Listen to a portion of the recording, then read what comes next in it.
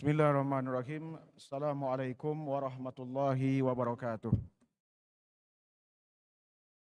Alhamdulillah. Alhamdulillahilladzi nahmaduhu wa nasta'inuhu wa nastaghfiruh. Wa na'udzu billahi min syururi anfusina wa min sayyiati a'malina. Innahu may yahdihillahu fala mudhillalah wa may yudlil fala hadiyalah. Asyhadu an la ilaha illallah wahdahu la syarikalah wa ashhadu anna sayyidana wa nabiyyana Muhammad ibnu Abdillah wa ala alihi wa sahbihi wa man tabi'ahu bi ihsanin ila yaumiddin. Alhamdulillah, segala puji hanya kepada Allah Subhanahu wa taala yang mana pada kesempatan yang baik ini, pada kesempatan yang mulia ini, kita masih bisa melaksanakan salah satu kewajiban kita sebagai seorang hamba, yaitu melaksanakan sholat zuhur secara berjamaah. Dan semoga apa yang kita lakukan ini diterima oleh Allah Subhanahu wa taala. Salawat dan salam sama-sama kita kirimkan buat junjungan kita, suri tauladan kita, baginda Rasulullah sallallahu alaihi wasallam. Begitu juga keluarganya, para sahabatnya dan semua umatnya sampai akhir zaman. Amin. Ikhwah fillah, kami dapat amanah untuk menyampaikan tema terkait hadis-hadis lemah dan juga hadis sahih seputar bulan Sya'ban. Alhamdulillah, kita saat ini berada di bulan Sya'ban. Ini sudah melewati pertengahan dari bulan Sya'ban. Dan sebentar lagi kita akan bertemu dengan bulan Ramadan, bulan Mubarak. Dan tentu saja kita berharap Allah Subhanahu wa taala berkahi kita di bulan ini dan juga sampaikan ke bulan Ramadan, serta bisa beramal secara maksimal di bulan Ramadan. Amin, amin ya rabbal alamin. Ikhwah fillah, terkait materi yang menjadi bahasan pada hari ini, yaitu tentang hadis-hadis baik yang lemah maupun sahih tentang bulan Sya'ban. Tapi sebelum itu kami ingin sedikit menyampaikan tentang pengertian dari hadis, pembagian hadis, dan kemudian juga tentang klasifikasi dari hadis itu sendiri. Kemudian juga akan sedikit menyinggung tentang masalah ilmu hadis riwayah dan juga riwayah, serta baru masuk ke bahasan tentang apa-apa saja hadis-hadis yang berbicara tentang bulan Sya'ban dan juga status hadisnya, baik yang dhaif maupun yang sahih ataupun juga hasan. Hadirin yang dimuliakan Allah Subhanahu wa taala, terkait masalah pengertian dari hadis atau sunnah. Sunnah secara bahasa artinya adalah jalan yang biasa dilalui. Kemudian secara istilah terkait masalah sunnah sendiri, kalau kita lihat dari 3 disiplin ilmu terkait masalah pengertian dari sunnah atau hadis, yang pertama yaitu ilmu hadis, yang kedua ilmu usul fikih, yang ketiga adalah ilmu fikih. Untuk terminologi, berdasarkan ilmu hadis, yaitu ma'udhifa ilan Nabi sallallahu alaihi wasallam min kaulin au fi'lin au takririn au sifatin. Yang artinya segala sesuatu yang disandarkan kepada Rasulullah sallallahu alaihi wasallam, baik itu perkataan maupun perbuatan dan juga ketetapan serta sifat Rasulullah sallallahu alaihi wasallam. Kemudian berdasarkan terminologi dari ilmu usul fikih, hadis itu adalah segala sesuatu yang diriwayatkan dari Nabi Muhammad sallallahu alaihi wasallam berupa perkataan, perbuatan, dan ketetapan yang berkaitan dengan hukum. Jadi sedikit berbeda ini. Kemudian yang ketiga, terminologi sunnah atau hadis dari ilmu fikih. Ini terminologinya sama dengan definisi ahli usul fikih.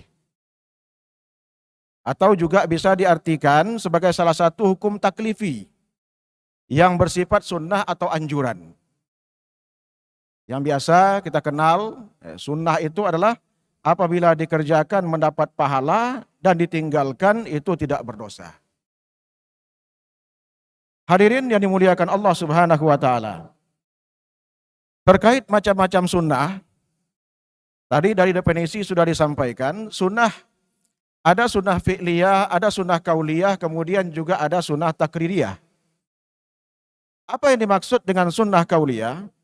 Sunnah kauliyah itu adalah ucapan yang diucapkan oleh Rasulullah Sallallahu Alaihi Wasallam, didengar sahabat, kemudian diriwayatkan atau disampaikan kepada yang lain. Banyak kita dapati terkait hal-hal ini dalam hadis-hadis Rasulullah Sallallahu Alaihi Wasallam. Contohnya seperti hadis dari baginda Rasulullah Sallallahu Alaihi Wasallam yang berbunyi, "Shallu kama ra'aitumuni usolli." Salatlah kalian sebagaimana kalian melihatku salat. Atau mungkin dalam hadis yang lain, la salata liman lam yaqra bi Fatihatil kitab. Tidak sah salat seseorang apabila dalam salatnya itu dia tidak membaca Al-Fatihah. Ini adalah contoh dari sunnah kauliyah. Kemudian yang kedua yaitu sunnah fi'liyah. Ini adalah perbuatan Rasulullah Sallallahu Alaihi Wasallam yang dilihat oleh sahabat kemudian disampaikan kepada yang lain. Nabi mengerjakan sesuatu kemudian selanjutnya dilihat oleh sahabat dan kemudian disampaikan atau diriwayatkan kepada yang lain. Contohnya, seorang sahabat mengatakan, "Ra'aitu Rasulullah sallallahu alaihi wasallam yasrabu zamzaman wa huwa qaimun." Aku pernah melihat Rasulullah sallallahu alaihi wasallam meminum air Zam-Zam dalam keadaan berdiri. Jadi sahabat melihat Nabi minum dalam keadaan berdiri, kemudian dia sampaikan kepada yang lain. Ini adalah hadis fi'liyah atau perbuatan Rasulullah sallallahu alaihi wasallam. Kemudian berikutnya yaitu takririyah, yaitu ketetapan dari Rasulullah Sallallahu Alaihi Wasallam, yaitu perbuatan atau ucapan sahabat di depan Rasulullah Sallallahu Alaihi Wasallam, tetapi Rasulullah Sallallahu Alaihi Wasallam diam dan tidak mencegahnya. Ini diam ini menunjukkan persetujuan dari beliau. Sebagai contoh, kasus Amr bin As bertayamum ketika malam yang amat dingin. Kemudian Nabi mendiamkan, dan diamnya Nabi ini menunjukkan persetujuan beliau. Hadirin yang dimuliakan Allah Subhanahu wa taala. Kemudian berikutnya kami ingin sedikit membahas terkait masalah ilmu hadis, riwayah dan juga dirayah. Apa itu ilmu hadis, riwayah, dan dirayah? Untuk ilmu hadis, riwayah adalah ilmu yang mempelajari tentang periwayatan secara teliti dan berhati-hati bagi segala sesuatu yang disandarkan kepada Nabi Muhammad SAW, baik berupa perkataan, perbuatan, persetujuan, dan juga sifat serta segala sesuatu yang disandarkan kepada sahabat dan juga tabi'in.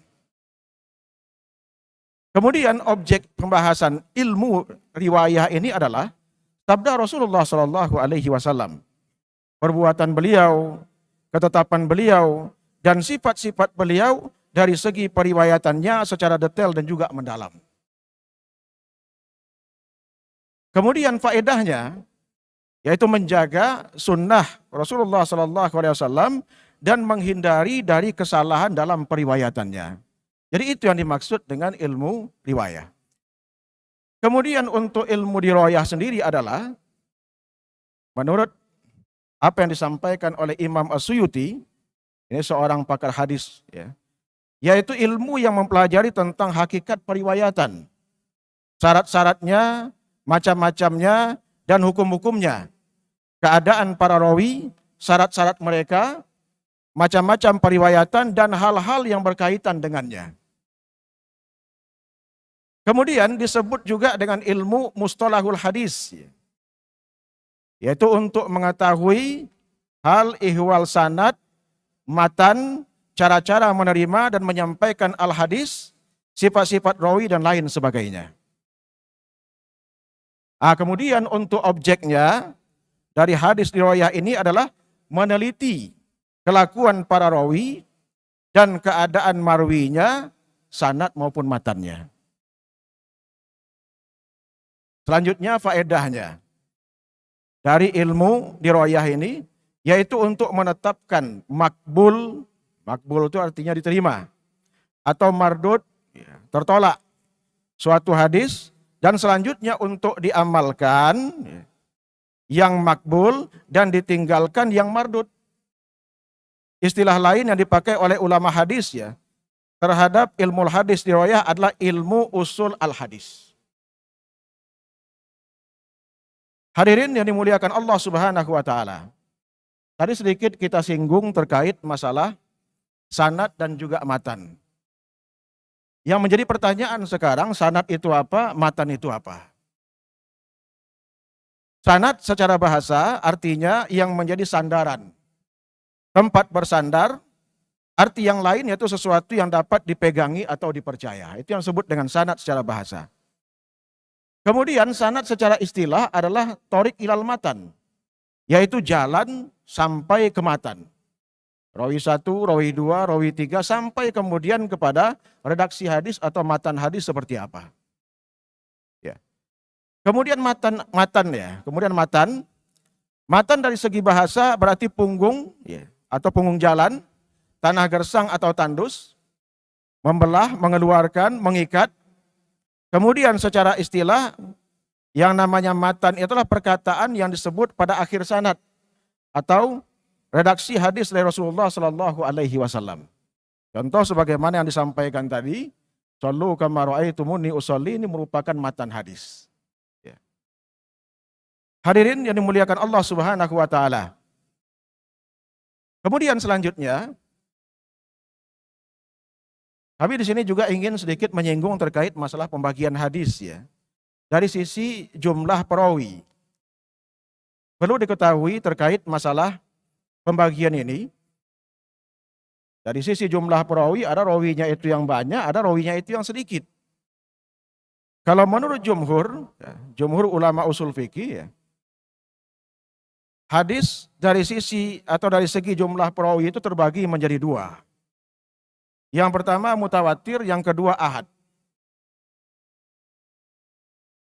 Apa itu hadis mutawatir? Hadis mutawatir itu adalah hadis yang diriwayatkan dari Nabi Shallallahu Alaihi Wasallam secara bersambung oleh banyak orang, mulai dari sahabat, tabiin, tabiut tabiin, yang menurut adah atau kebiasaan tidak mungkin mereka untuk melakukan sebuah kedustaan. Itu yang disebut dengan hadis mutawatir. Kemudian hadis ahad, hadis yang diriwayatkan oleh satu atau dua orang dari Nabi Muhammad Sallallahu Alaihi Wasallam, tapi rawinya itu tidak sampai kepada mutawatir. Jadi ada dua menurut jumhur, yang pertama itu mutawatir, kemudian yang kedua ahad. Sedangkan menurut versi Hanafi, untuk pembagian hadis ini ada tiga. Yang pertama mutawatir, kemudian yang kedua masyhur, kemudian yang ketiga ahad. Untuk hadis mutawatir, tadi sudah kita sampaikan, yaitu diriwayatkan oleh banyak rawi secara bersambung, ya, dari Nabi, lakukan oleh para sahabat, tabi'in, tabi'ut tabi'in, yang mana mustahil mereka melakukan, ya, secara adah, ya, kebiasaan, mustahil mereka itu melakukan sebuah kedustaan. Selanjutnya masyhur. Masyhur itu adalah hadis yang diriwayatkan pada generasi sahabat bersifat ahad. Kemudian tersebar pada generasi berikutnya secara mutawatir. Nah, kemudian yang ketiga baru ahad.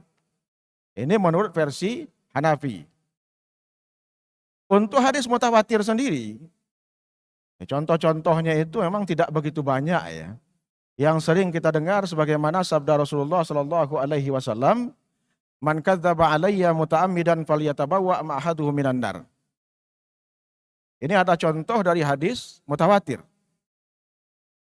Kemudian contoh dari hadis masyhur.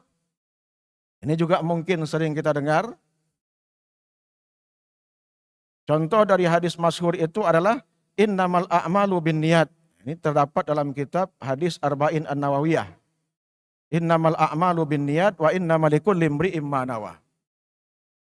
Dan kemudian selanjutnya contoh dari hadis ahad. Contoh dari hadis ahad ini banyak sekali.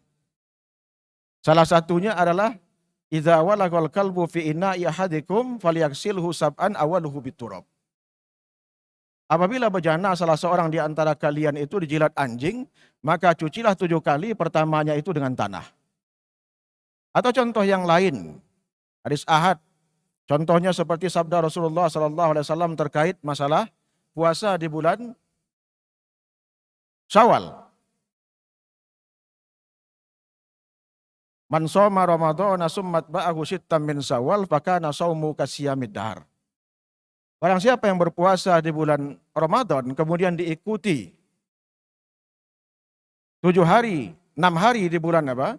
Di bulan Syawal, maka dia sama seperti melakukan puasa selama setahun penuh. Jadi ini adalah contoh-contoh dari hadis mutawatir, hadis masyhur dan juga hadis ahad. Hadirin jamaah Masjid Andalusia dimuliakan oleh Allah Subhanahu wa taala. Kemudian berikutnya kami juga ingin sedikit sampaikan terkait masalah apa? Masalah tingkat keaslian hadis. Ini kategori ini atau kategorisasi tingkat keaslian hadis ini adalah klasifikasi yang paling penting dan merupakan kesimpulan terhadap tingkat penerimaan atau penolakan terhadap hadis tersebut. Tingkatan hadis pada klasifikasi ini terbagi menjadi 4 tingkat, yaitu hadis sahih, hadis hasan, hadis dhaif, dan kemudian juga hadis maudhu. Tapi ini khusus pada hadis ahad. Kalau hadis mutawatir itu sahih semuanya. Jadi khusus pada hadis ahad, yaitu ada sahih, ada hasan, ada dhaif, kemudian juga ada maudhu atau palsu. Ya. Kemudian untuk hadis ahad, hadis apa? Hadis sahih ya. Ini adalah tingkatan paling tinggi penerimaan pada suatu hadis, dan hadis sahih ini memenuhi persyaratan sebagai berikut. Haruslah memenuhi persyaratan sebagai berikut. Yang pertama, sanadnya bersambung, tidak terputus. Kemudian diriwayatkan oleh penutur atau rawi yang adil. Memiliki sifat istiqomah, berakhlak baik, tidak fasik, terjaga muruah kehormatannya dan juga kuat ingatannya. Kemudian berikutnya, matannya tidak mengandung kejanggalan atau bertentangan, syadz, serta tidak ada sebab tersembunyi atau tidak nyata yang mencacatkan hadis tersebut. Kemudian hadis hasan. Hadis hasan itu statusnya di bawah hadis sahih. Dan selanjutnya hadis dhaif. Hadis dhaif ini bisa jadi ada masalah pada rawinya, bisa jadi ada masalah pada matannya. Kemudian yang terakhir yaitu hadis maudhu. Hadis ini dicurigai palsu atau buatan karena dalam sanadnya dijumpai penutur yang memiliki kemungkinan pendusta atau biasa berdusta. Hadirin yang dimuliakan Allah Subhanahu wa taala. Kemudian untuk sunnah sendiri atau kehujahan sunnah, para ulama sepakat bahwa sunnah atau hadis sahih merupakan sumber hukum syara dan menempati posisi kedua setelah Al-Quran. Itu sedikit pengantar terkait masalah hadis, ya. Ilmu hadis, pembagiannya, klasifikasinya dan juga yang lain. Di sini kami ingin sedikit menyampaikan tentang hadis-hadis dhaif seputar bulan Sya'ban. Ya, baru mengerucut ya, masalah hadisnya. Ada 4 hadis yang mau kami sampaikan. Untuk hadis lemah atau dhaif, kemudian ada 4 hadis yang statusnya itu adalah hadis sahih maupun hasan. Yang pertama, dalam salah satu hadis Rasulullah sallallahu alaihi wasallam menyebutkan, ya, di sini disebutkan, innallaha ta'ala yanzilu lailatan nisfi min Sya'ban ila sama'id dunya fayaghfiru li aktsar min adadi sya'ari ghanami kalbin. Yang artinya, sesungguhnya Allah Subhanahu wa taala turun ke langit dunia pada malam nisfu Sya'ban, dia akan mengampuni dosa walaupun itu lebih banyak dari jumlah bulu yang ada di kambing Bani Kalab. Bagaimana status hadis ini? Hadis ini diriwayatkan oleh At-Tirmizi dan Ibnu Majah. At-Tirmizi mengatakan bahwa beliau mendengar Muhammad, yaitu Imam Bukhari, mendhaifkan hadis ini. Jadi ini statusnya hadis dhaif. Kemudian yang kedua, idza kanat lailatun nisfi min Sya'ban faqumu lailaha wa sumu yaumaha. Fa inna Allah yanzilu fiha li ghurubis syamsi ila sama'id dunya fayaqulu ala min mustaghfirin fa aghfiru lahu. Ala mustarzikun fa arzaqahu, ala mubtala fa wa'afiyahu, ala kadza hatta yatru al-fajru. Ini yang kedua. Yang artinya apabila datang malam nisfu Sya'ban, maka hidupkanlah malam tersebut dan berpuasalah di siang harinya. Karena ketika itu Allah turun ke langit dunia pada malam tersebut. Mulai dari tenggelamnya matahari, lalu kemudian Allah Subhanahu wa taala berfirman yang artinya, siapa saja yang meminta ampunan, aku akan mengampuninya. Siapa saja yang minta rezeki, aku akan berinya rezeki. Siapa saja yang tertimpa kesulitan, aku pun akan membebaskannya. Siapapun yang minta sesuatu, aku akan mengabulkannya hingga terbit fajar. Hadis ini diriwayatkan oleh Ibnu Majah. Sanad hadis ini adalah lemah atau dhaif. Kemudian Imam Ahmad bin Hambal dan Ibnu Ma'in berpendapat hadis ini masuk kategori hadis maudhu. Karena ada rawi bernama Ibnu Abi Basrah yang terkenal sering membikin hadis maudhu. Ini yang kedua. Kemudian yang ketiga, ini masih berkaitan dengan hadis dhaif ya. Yang ketiga, Rasulullah sallallahu alaihi wasallam disebutkan dalam hadis ini, man shalla lailatan nisfi min Sya'ban sintai asrata raqatan yaqra fi kulli raqatin qul huwallahu ahad. Talasina marrah lam yakhrud hatta yara maq'adahu minal jannah. Yang artinya, barang siapa melaksanakan sholat pada malam nisfu Sya'ban sebanyak 12 rakaat, setiap rakaatnya membaca qul huwallahu ahad sebanyak 30 kali, maka dia tidaklah akan keluar sampai dia melihat tempat duduknya di surga. Hadis ini dibawakan oleh Ibnu Jauzi dalam Al-Mawdu'at. Ya, kumpulan-kumpulan hadis maudhu. Ibnu Jauzi mengatakan bahwa hadis di atas adalah hadis maudhu dan di dalamnya banyak perawi yang majhul atau perawi yang tidak dikenal. Ini untuk hadis yang ketiga. Kemudian hadis yang berkaitan dengan Sya'ban juga, tapi hadisnya ini adalah hadis yang sahih. Yang pertama, dari Usamah bin Zaid, beliau berkata, katakanlah wahai Rasulullah sallallahu alaihi wasallam, aku tidak pernah melihatmu berpuasa selama sebulan dari bulan-bulannya selain di bulan Sya'ban. Kemudian Nabi Muhammad sallallahu alaihi wasallam bersabda, dzalika syahrun yaghfulun nasu anhu baina Rajabin wa Ramadhana wa huwa syahrun turfa'u fihi al-a'mal ila rabbil alamin. Fa uhibbu ayyurfa amali wa ana shaim. Yang artinya, bulan Sya'ban adalah bulan di mana manusia mulai lalai, yaitu di antara bulan Rajab dan juga Ramadan. Bulan tersebut adalah bulan dinaikkannya berbagai amalan kepada Allah Subhanahu wa taala, Rabb semesta alam.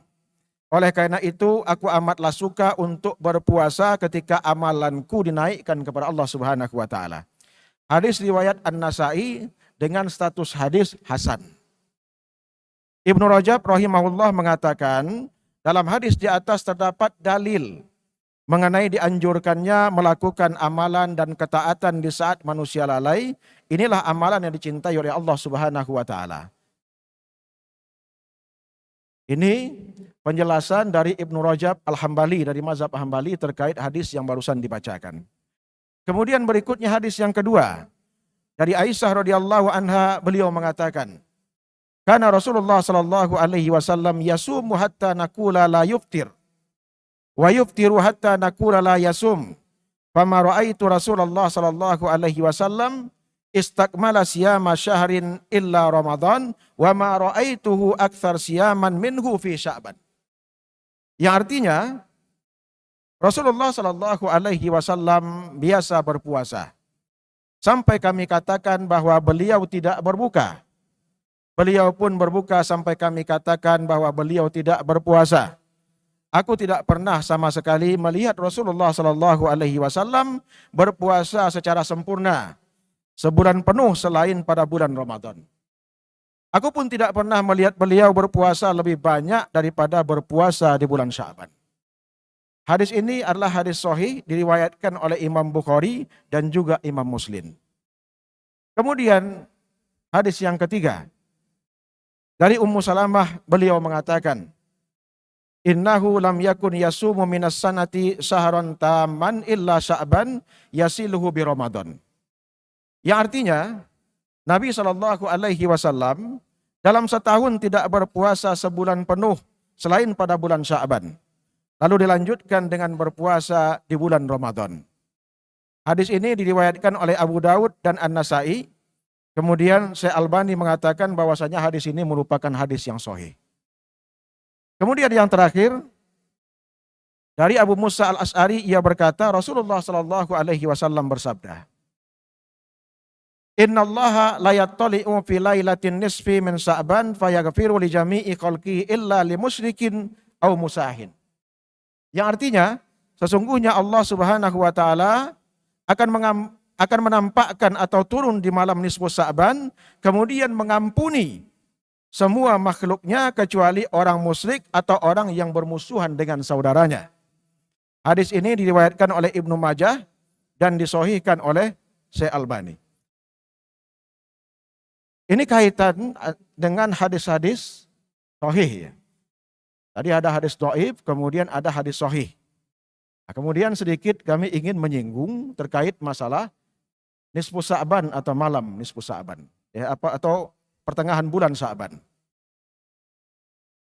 Terkait masalah pertengahan bulan Sya'ban atau amaliyah yang dilakukan di dalamnya, para ulama berselisih pendapat tentang status ya, keutamaan malam nisfu Sya'ban. Setidaknya ada dua pendapat yang kami akan angkat ya, pada kesempatan ini, yang mana pendapat ini saling bertolak belakang antara satu dengan yang lainnya. Yang pertama, pendapat pertama mengatakan bahwasanya tidak ada keutamaan atau kekhususan untuk malam nisfu Sya'ban. Statusnya itu sama dengan malam-malam biasa lainnya. Mereka menyatakan bahwa semua dalil yang menyebutkan akan keutamaan nisfu Sya'ban itu adalah dalil-dalil yang lemah. Ini yang pertama. Ini di sini terdapat Al-Hafidh Abu Samah. Dia menyatakan, Al-Hafidh Abu Khitab Ad-Diyah dalam kitabnya tentang bulan Sya'ban mengatakan para ulama hadis dan kritikus perawi mengatakan tidak terdapat satupun hadis sahih yang menyebutkan akan keutamaan malam nisfu Sya'ban. Pendapat yang kedua, ini berbeda. Pendapat yang kedua, mereka menyebutkan bahwasanya ada keutamaan khusus pada malam nisfu Sya'ban. Jelas sekali bertolak belakang dengan pertama. Pendapat ini berdasarkan hadis sahih dari Abu Musa Al-Asy'ari radhiyallahu anhu, di mana Nabi Muhammad sallallahu alaihi wasallam bersabda, sesungguhnya Allah Subhanahu wa taala melihat pada malam pertengahan Sya'ban, maka Dia mengampuni semua makhluknya kecuali orang musyrik dan orang yang bermusuhan. Ini status hadisnya disahihkan, ya, termasuk di sini Syekh Albani menyatakan hadis ini adalah hadis yang sahih. Bahkan dalam kitabnya Majmu' Fatawa, Syekhul Islam mengatakan setelah menyebutkan beberapa waktu yang utama, Syekhul Islam mengatakan pendapat yang dipegangi mayoritas ulama dan kebanyakan ulama dalam mazhab Hambali adalah meyakini adanya keutamaan malam nisfu Sya'ban. Ini juga sesuai keterangan Imam Ahmad, mengingat adanya banyak hadis yang berkaitan dengan masalah ini. Terkait masalah hadis itu kan kita bisa nanti melihat dari apa? Dari riwayat-riwayat yang lain. Sehingga nanti antara satu dengan yang lain itu saling menguatkan. Dan terakhir kami ingin sedikit menyampaikan pernyataan dari Ibnu Rajab Al-Hambali dalam mazhab Hambali. Dia mengatakan terkait malam nisfu Sya'ban, dulu para tabi'in penduduk Syam seperti Khalid bin Ma'dan, kemudian Luqman bin Amir dan beberapa tabi'in lainnya, mereka memuliakannya dan bersungguh-sungguh dalam beribadah di malam tersebut. Hadirin yang dimuliakan Allah Subhanahu wa taala, mungkin itu yang dapat kami sampaikan terkait hadis-hadis dhaif dan juga hadis-hadis sahih seputar bulan Sya'ban. Mudah-mudahan apa yang disampaikan ini bermanfaat buat kami pribadi dan juga jamaah semuanya. Tapi sebelum kami tutup, kami ingin sedikit menyampaikan tentang kaidah fikih, ya, yang di situ dinyatakan al-aslu fil ibadati at-tahrim illa ayyadullat dalil ala tahlilihi. Hukum asal dari ibadah itu adalah haram kecuali ada dalil yang menyatakan akan kebolehannya. Berbeda dengan muamalah, kalau muamalah itu adalah al-aslu fil muamalati al-ibahah illa ayyadullat dalil ala tahrimihi. Hukum asal dari muamalah itu menunjukkan boleh, asalnya boleh, kecuali ada dalil yang menyatakan bahwasanya dia itu haram untuk dilakukan.